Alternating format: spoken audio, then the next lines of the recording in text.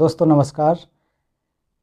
भारत को डेमोक्रेसी की जननी कहा जा रहा है, तो वास्तव में अगर देखें तो आखिर को क्यों कहा जाता है और किसने डेमोक्रेसी अर्थात लोकतंत्र की विधिवत स्थापना की थी।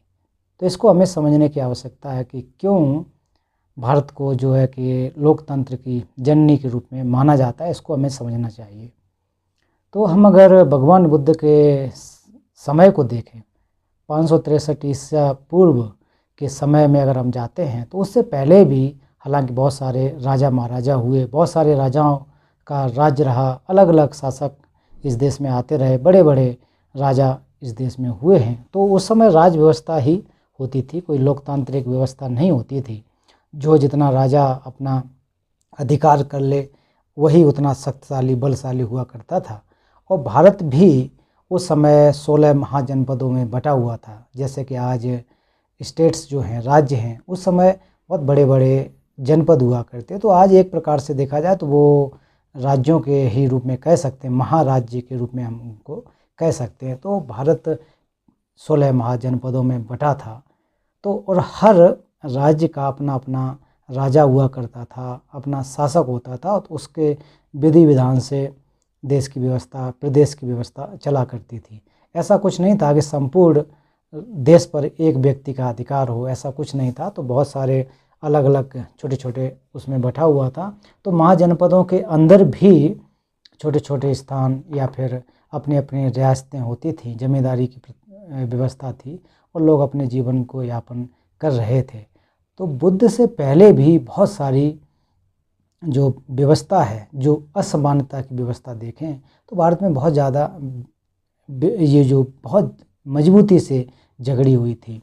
जात पात, भेदभाव, छुआछूत, ऊंच नीच, ये सारी की सारी व्यवस्था भगवान बुद्ध के समय से पहले भी थी और भगवान बुद्ध के समय में भी थी। तो बुद्ध जब बुद्धत्व प्राप्त कर लेते हैं उसके बाद भगवान बुद्ध ने सभी लोगों को, जो भी जात व्यवस्थाएं थी, उनको अपने अंदर लाने की कोशिश की। तो उनका ऐसा मोटिव नहीं था कि कोई बहुत जैसे कि कोई सत्ता हासिल करने के लिए ये उद्देश्य उनका रहा हो या राज करने के लिए उनका उद्देश्य रहा हो, ऐसा कुछ नहीं था। तो उन्होंने पाया कि जो ऊंच नीच है, छुआछूत है, भेदभाव है, उसको हमें मिटाना चाहिए। और वास्तव में तथागत बुद्ध उसी को एक प्रकार से इस व्यवस्था के खिलाफ भी समाज में आए, व्यवस्था को तोड़ने के लिए उन्होंने कोशिश की। तो भगवान बुद्ध के अगर कार्यकाल में देखें, उस समय देखें, तो सबसे पहले उनके आसपास जो कार्य करने वाले व्यक्ति थे, जो आपने सबने सुना होगा कि जो उपाली नामक थे, उपाली को अपने शरण में लिया।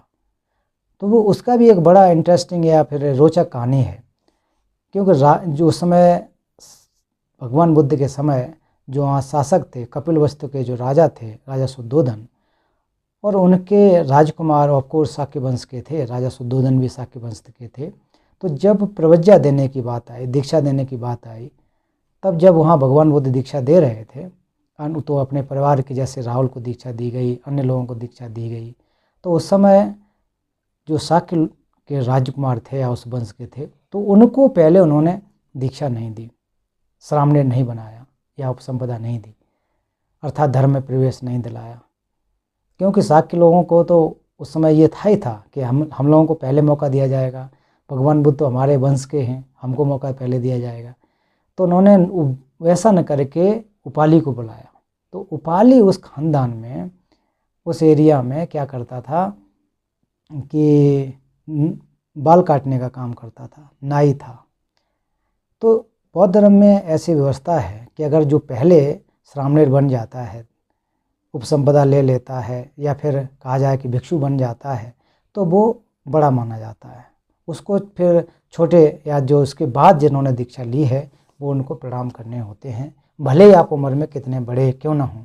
एक 60 साल के व्यक्ति ने दीक्षा अगर एक 15 वर्ष के बालक से बाद में ली, तो वो 60 साल का बालक, वो 60 साल का व्यक्ति उस 15 साल के बालक को प्रणाम करेगा। क्यों करेगा? वो मॉन्क बन गया, संघ में प्रविजित हो गया। तो इस प्रकार से संघ में कौन पहले आया उस हिसाब से देखा जाता है, बड़ा छोटा देखा जाता है, उम्र के लिहाज से नहीं देखा जाता है। फिर भगवान बुद्ध ने उपालि को पहले दिया। उपालि को क्यों दिया? क्योंकि जो शाक्य वंश के राजकुमार या अन्य लोगों का एक घमंड तोड़ने के लिए, उनको यही लग रहा था कि मेरे वंश के तो मुझे पहला मौका मिलेगा, तो बुद्ध ने उनको पहले दिया, तो इसके बाद अन्य लोगों को दिया। तो एक प्रकार से देखें कि जो लोकतंत्र की अगर बात करें, जिसमें एक जात प्रथा को ख़त्म करने की अगर हम बात करें, तो उपालि को प्रविज्ञा दी। उसके बाद आपने नाम सुना होगा जो कि सुनीत भंगी नाम का सुना होगा।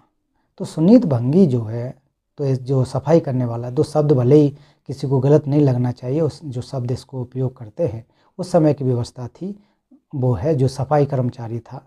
तो वो हालांकि कितना अच्छा व्यक्ति होगा, सफाई कर रहा है बेचारा, हम लोगों को या उन लोगों को व्यवस्था देता है। आज के समय में जो सफाई कर्मचारी हो तो उसको तो हमें सम्मान के साथ देखना चाहिए, क्योंकि हम लोग गंदगी करते हैं, वो सफाई करता है तो उसको और सम्मान देना चाहिए।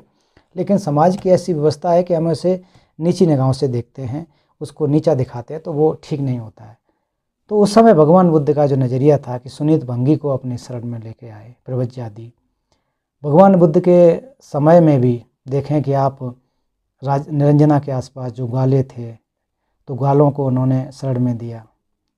उसके अलावा बहुत सारे बिरादरी के लोग भारत में रहते थे, उनको शरण में लिया, ब्राह्मणों को शरण में लिया, ठाकुरों को लिया, यादवों को लिया। जो ग्वाला जो थी, सुजाता को लोग वहाँ के कहते हैं कि वो हमारे वंश की, ग्वाला वंश की अर्थात यादव वंश की, ऐसा मानते हैं, वहाँ के लोगों की मान्यता है।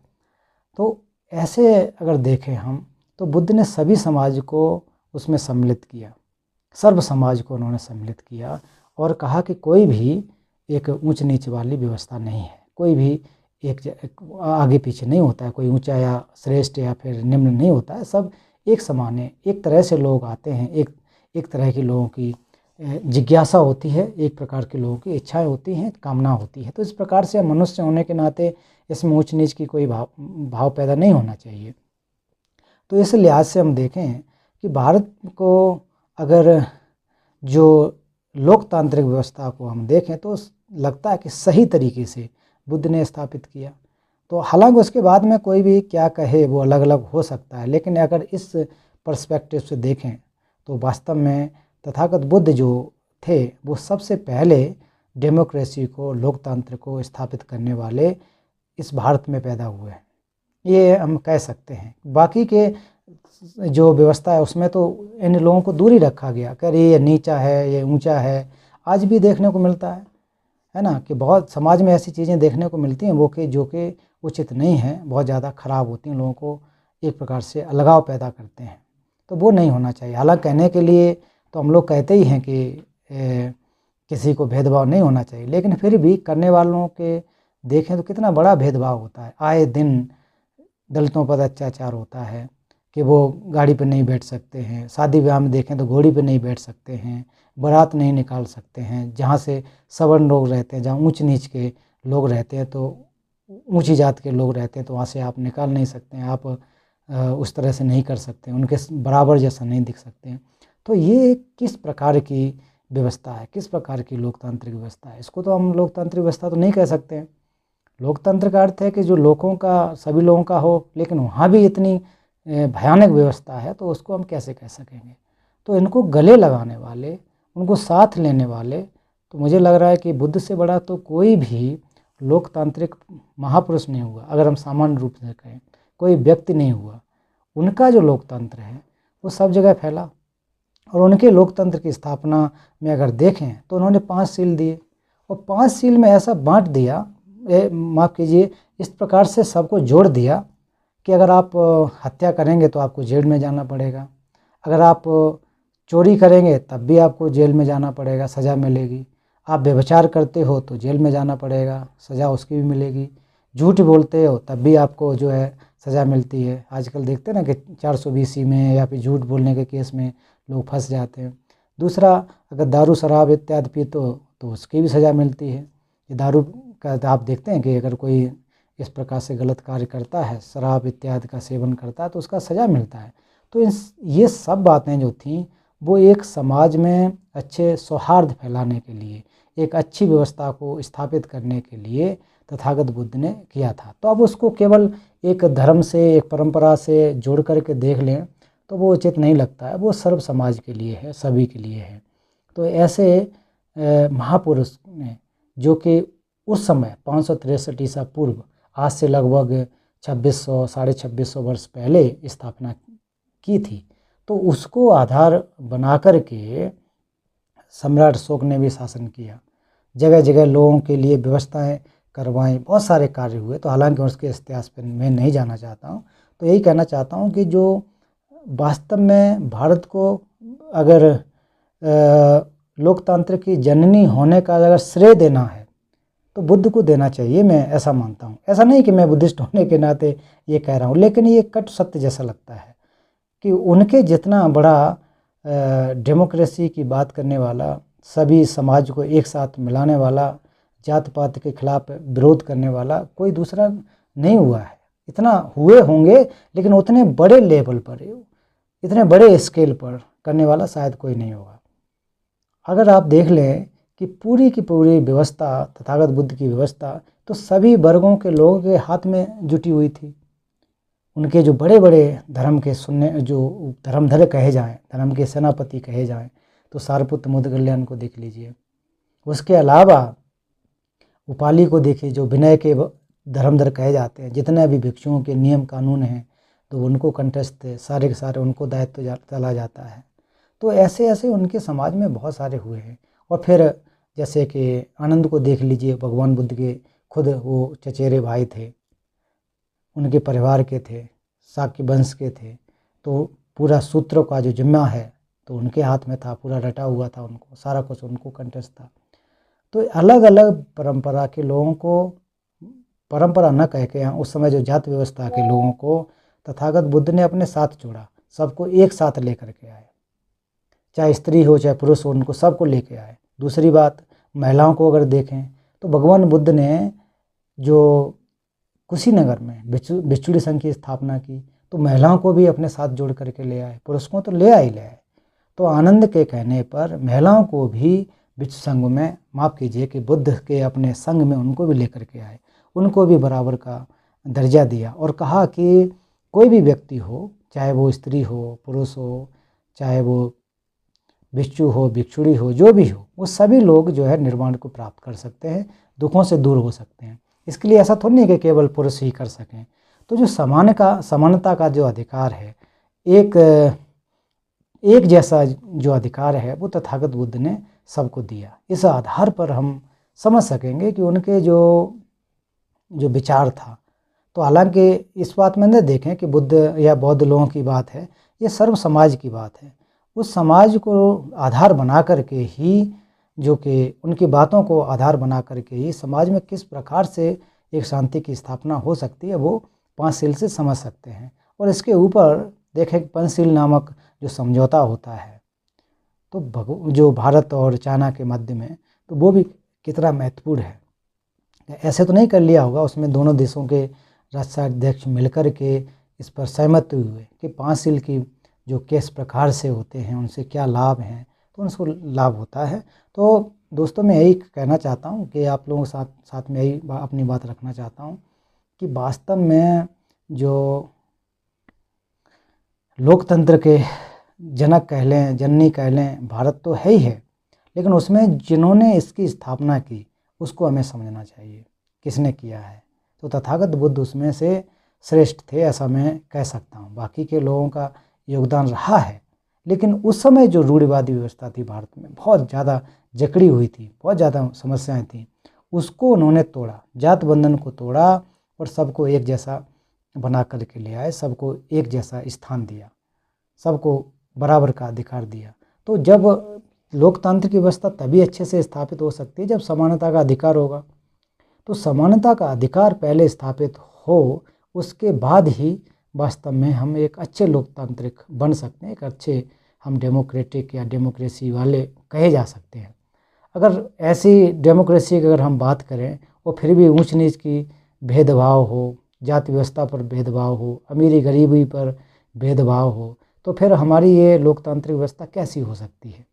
फिर तो एक तरफा व्यवस्था हो जाएगी। कोई लोगों की मतलब लोगों की जो होनी चाहिए, तो वो तो ना होकर के एक जैसी हो जाएगी। एक व्यक्ति विशेष, जाति विशेष के लोगों की व्यवस्था हो जाएगी, तो वो नहीं होने चाहिए। इसमें समानता का अधिकार होना चाहिए, समानता का अधिकार हो, सभी को एक जैसी भावना हो और कोई छुआछूत ना हो। आज के इस पढ़े लिखे समाज में हम लोग कहते हैं कि हमने बहुत तरक्की की है, हम लोग चाँद पे, सूर्य पर कहाँ पहुँच रहे हैं, लेकिन ज़मीनी हकीकत पर देखें, हमारे आसपास के लोगों को देखें, तो आज भी बहुत एक प्रकार से गलत व्यवस्था अभी भी देखने को मिलती है। गांव देहात में देखें तो अभी भी बहुत बड़ी व्यवस्था है। गांव में देखें तो जिनको हम सफाई कर्मचारी जो होते हैं, जब कहीं दावत वगैरह होती है तो उनको अलग से बैठा दिया जाता है, एकांत न कह के एक तरफ बैठा करके फिर उनको वहीं पर खाना वगैरह दे दिया जाता है। और खाना भी तो ऐसे देते हैं कि सच में बड़ा इसमें दुख होता है। कहीं कहीं तो लोग अपने घर से अपना खुद बर्तन लेके आके फिर उनको वहाँ भोजन देते हैं। चलो ठीक है, वो भोजन हमारे यहाँ खाने आ गए, तो वास्तव हमको भी खाने जाना चाहिए, वो भी व्यक्ति तो हैं, तो हम आखिर उनके घर क्यों नहीं जा पाते हैं? हमें भी जाना चाहिए। अगर एक जैसा मानते हैं हम, लोकतंत्र की अगर बात करें, तो हमें भी उनके साथ बैठ के भोजन करना चाहिए, उनके साथ जाना चाहिए। किस बात का अंतर है? अंतर नहीं होना चाहिए ना। केवल हम ये उस समाज में रह कर के दिखावा जैसा करते हैं कि हम अमुक जाति से हैं, हम ऊंचे हैं। वो बाहर जाते हैं जब कहीं, तो क्या आपको पता लगता है कि किसने हमको भोजन बनाया, किसने हमको खाना दिया, क्या किया? वो तो हम नहीं पूछते। तो हमारी जो छोटी सोच है उसकी वजह से हम जो है इसमें जकड़े रहते हैं। तो हम बड़ी सोच को लेकर के चलें, केवल दिखावे को लेकर के न चलें। जो दिखाते हैं और करते अलग हैं वो नहीं होना चाहिए। जो हमारे जो कथनी है वो करनी, कहने का अर्थ जो हम कहते हैं वो करनी चाहिए, है ना। करनी और कथनी में कोई अंतर नहीं होना चाहिए, तब वास्तविक हम एक सही लोकतंत्र की बात कर सकते हैं, सबका समान अधिकार देने की बात कर सकते हैं। तब तो लग रहा है कि बहुत अच्छा हो सकता है। भारत जो है वास्तव में जो लोकतंत्र की जननी है, इसमें कोई दो राय नहीं है।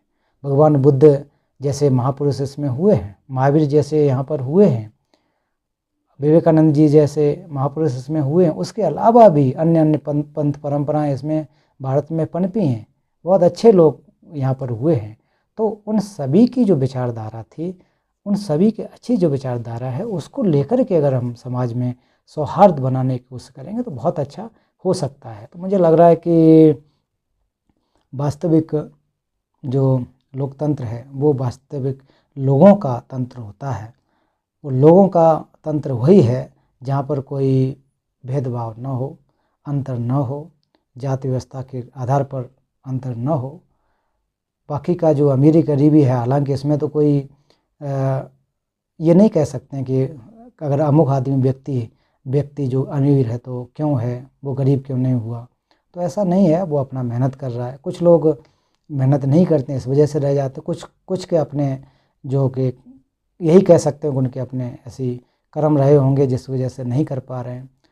लेकिन जाति व्यवस्था में तो किसी का वो हाथ नहीं है ना, छुआछूत में तो किसी का उनका तो दोष तो नहीं है कि अमुक व्यक्ति कहाँ पैदा हुआ है तो उसका बेचारे का दोष हो, ऐसा तो नहीं है, वो कि उसके हाथ में नहीं है।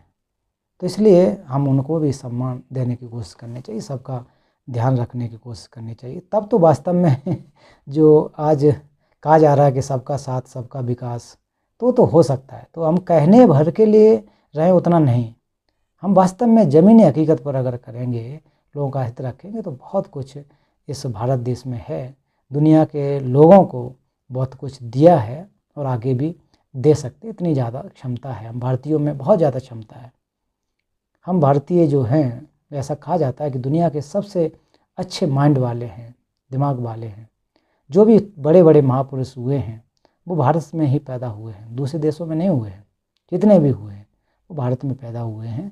तो भारत में एक विशेष क्षमता है, विशेष शक्ति है। तो इस शक्ति को हमें अच्छी तरह से पहचान करके फिर से एक कोशिश करनी चाहिए कि इस जो दूषित विचार है, जो जाति पात का भेदभाव है, उसको हमें दूर करने की कोशिश करना चाहिए। तो दोस्तों, ये मैं आपके सामने जस्ट एक फॉर्मली नॉन फॉर्मली का है, फॉर्मली तो नहीं, आज मैं ये अपनी बात रख रहा हूँ। कई दिन से ये मन में आ रहा था कि ये बातें होनी चाहिए कि हम वास्तव में किस प्रकार के लोकतंत्र के समाज में हम रह रहे हैं और किस प्रकार से हमारा इतिहास रहा है। Thank you. अगली वीडियो में कुछ नया आपको देखने को मिलेगा। और हाँ, चैनल को सब्सक्राइब ज़रूर करते जाइए। वीडियो बनाने में मेहनत लगती है, तो आप लोग सब्सक्राइब करेंगे, लाइक करेंगे, शेयर करेंगे तो वही एक मेहनताना होता है, खुशी मिलती है। वीडियो देखने के लिए बहुत बहुत धन्यवाद। नमस्कार।